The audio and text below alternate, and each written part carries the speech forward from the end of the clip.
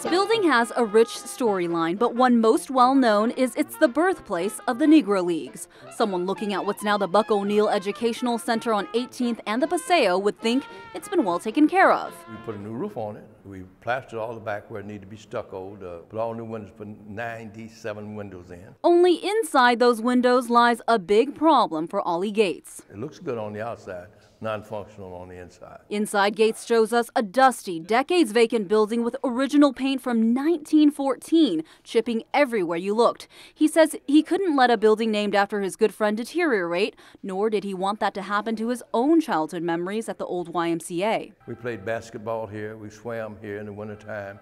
We did all those activities that anybody else would do as a youngster here. So the 80-year-old and a small crew have come here every Wednesday to fix what they could, but now they need professional help. Their vision: turn a whole field gym floor into a ballroom and make this 5-story building usable again.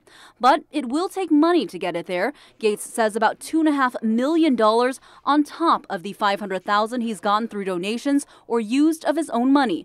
3rd District Councilman Jermaine Reed says he's trying to secure funding to help. Mr. Gates has put a lot of his own personal hard work, sweat and tears right into this building, and if not for his vision and leadership, we wouldn't be where we are. With the possibility that the building's storyline lives on to create more history.